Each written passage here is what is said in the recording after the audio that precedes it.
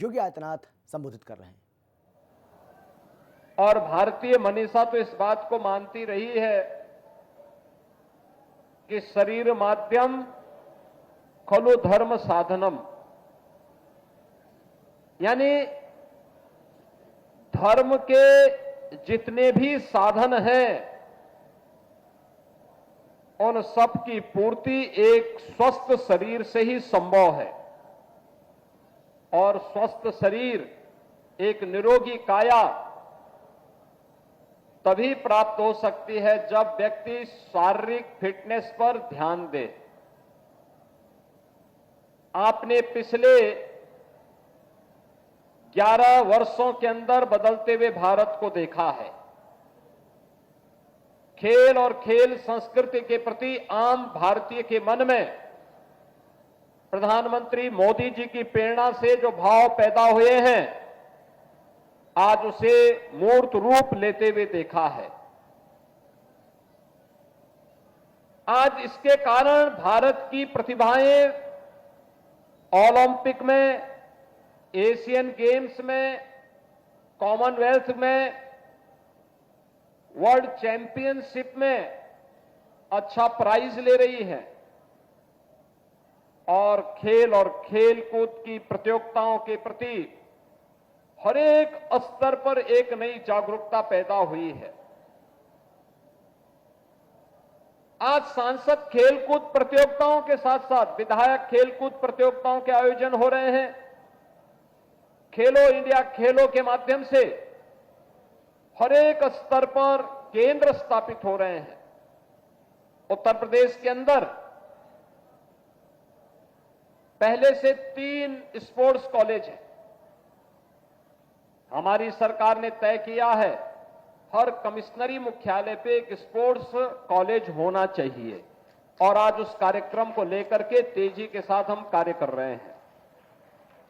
हर जिला मुख्यालय पर एक स्टेडियम होना चाहिए।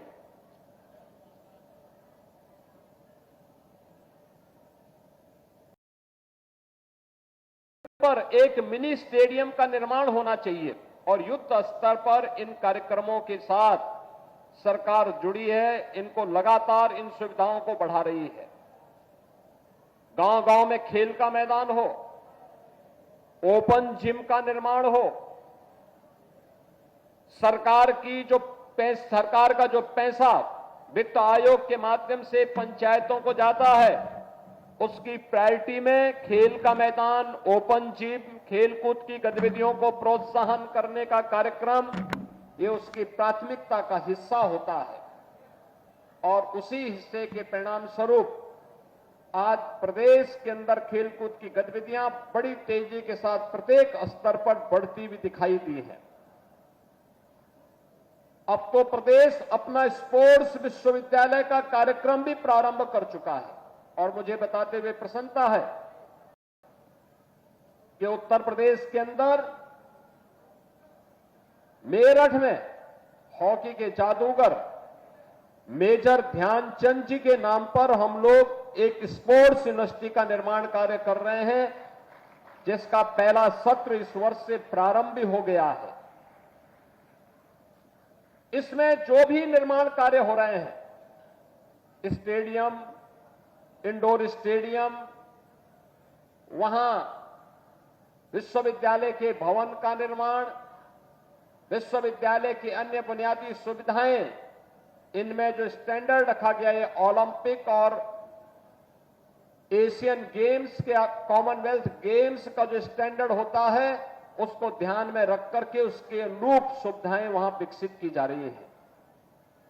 और आज आपने देखा होगा कि 2030 का कॉमनवेल्थ गेम्स भी भारत के अंदर, अहमदाबाद के अंदर आयोजित होने जा रहा है। यह इसकी तैयारी करने के लिए एक अवसर इस प्रकार की प्रतियोगिताएं हमें देती है।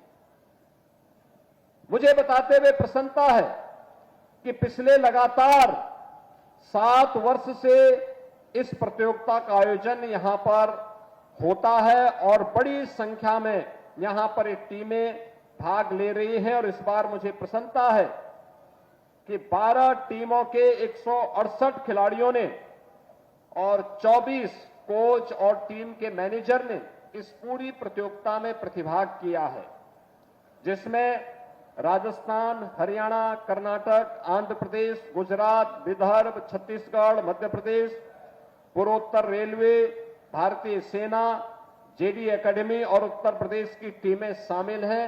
अभी आपने शानदार फाइनल का मैच पूर्वोत्तर रेलवे गोरखपुर और उत्तर प्रदेश की टीम में देखा है। उत्तर प्रदेश की टीम विजयी रही, पूर्वोत्तर रेलवे उप विजेता रही। मैं सबसे पहले दोनों टीमों को बधाई देता हूं और उन्नत प्रदर्शन करने वाले खिलाड़ियों का अभिनंदन करता हूं। उत्तर प्रदेश की टीम विजयी क्यों हो पाई?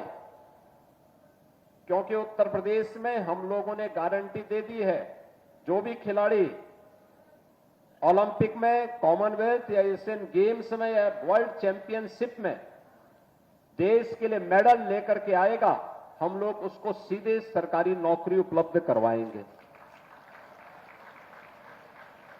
हमने डिप्टी एसपी के पद भी दिए हैं, हमने तहसीलदार के पद भी दिए हैं और अन्य महत्वपूर्ण स्थान हम लोगों ने अलग अलग विभागों में देश के अच्छे खिलाड़ियों को दिए हैं। और अभी हाल ही में आपने देखा होगा, हमारी सरकार ने यह भी निर्णय लिया है कि कोई खिलाड़ी किसी प्रतियोगिता में जाता है तो उस दौरान वह सर्विस का पार्ट माना जाएगा। उसकी छुट्टी नहीं, उसकी सर्विस का पार्ट हो गया। नहीं, वह अपनी सरकारी ड्यूटी का निर्वहन कर रहा है जब वो देश के लिए खेल रहा है। दूसरा, हम लोगों ने यह भी निर्णय लिया है कि सरकारी नौकरी जो खिलाड़ी प्राप्त करता है, अक्सर विभाग उसको प्रैक्टिस करने के लिए अवसर नहीं देते थे। हमने कहा नहीं, इस खिलाड़ी को पूरी प्रैक्टिस करने का अवसर मिलना चाहिए। और मुझे बताते हुए प्रसन्नता है कि अब तक हम 500 से अधिक खिलाड़ियों को उत्तर प्रदेश सरकार के विभिन्न पदों पर, उसमें से ज्यादातर को पुलिस में, उनको सरकारी नौकरी में समायोजित कर चुके हैं और उन्हें वहां पर हम लोगों ने विभिन्न प्रकार की व्यवस्थाओं के साथ जोड़ा है। खिलाड़ियों के लिए अच्छे प्रोत्साहन के कार्यक्रम भी प्रदेश, यानी ओलंपिक में एकल गेम हो या टीम गेम, कॉमनवेल्थ एशियाड हो, एशियन गेम हो या फिर वर्ल्ड चैंपियनशिप के इस प्रत्येक गेम में खिलाड़ी, टीम, उनके प्रतिभाग करने, उनके मेडल पर भी पुरस्कार की राशि अलग अलग घोषित की गई है। ये सभी आयोजन खेलकूद की गतिविधियों के प्रति सामान्य नागरिक को जागरूक करने की दिशा में सरकार के द्वारा किए जाने वाले प्रयास का हिस्सा है और आज उसी का परिणाम है जब ये प्रतियोगिताएं आगे बढ़ेंगी। और मुझे बताते हुए प्रसन्नता है, आपने क्रिकेट लीग के बारे में तो सुना होगा, अब तो कबड्डी लीग भी हो रहे हैं और इतने लोकप्रिय हो रहे हैं, बहुत लोकप्रिय। इसमें देखा गया कि इतना लोकप्रिय खेलों में से लोगों ने कबड्डी को माना है और वो सचमुच एक अभिनंदनीय प्रयास है। पूरी टीम खेलती है, खेलकूद के कार्यक्रम के साथ जुड़ती है, क्योंकि कबड्डी अपने आप में एक ऐसा खेल है जिसमें हर खिलाड़ी के प्रति आप देखते होंगे कि उनकी हर रेड, हर टैकल और हर बोनस पॉइंट केवल एक खेल नहीं होता है, बल्कि नए भारत की ऊर्जा का वह प्रतीक होता है। यानी हमारी ऊर्जा का, उस खिलाड़ी की ऊर्जा का मतलब देश की जिस टीम का प्रतिनिधित्व कर रहा होता है, उस टीम का, उसकी ऊर्जा का प्रतीक होता है। हर खेल हमारे युवाओं की स्फूर्ति, उनके अटेंशन को और उसके त्वरित निर्णय लेने की क्षमता और उसके आत्मविश्वास को भी विकसित करती है। खेल सिखाता है कि सफलता सामूहिक प्रयास से मिलती है।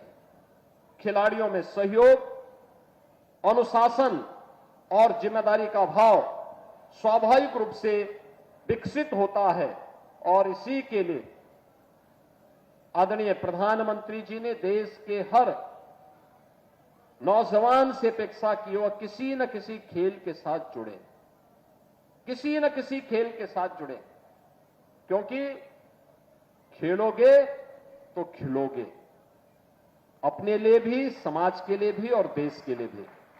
मैं एक बार फिर से अभी इस प्रतिष्ठित प्रतियोगिता में फाइनल मैच जीतने वाली टीम को बधाई देता हूं। उप विजेता टीम को भी मैं हृदय से उनका अभिनंदन करता हूं। खेल का अच्छा प्रदर्शन उन्होंने किया, लेकिन और अच्छे प्रयास के साथ हम आगे बढ़ेंगे तो बेहतर परिणाम आएंगे। आप सभी को मैं एक बार फिर से बधाई देते हुए पूज्य महंत वैद्यनाथ जी महाराज की स्मृति को नमन करते हुए आप सभी के प्रति अपनी शुभकामनाएं देता हूं। धन्यवाद। जय हिंद।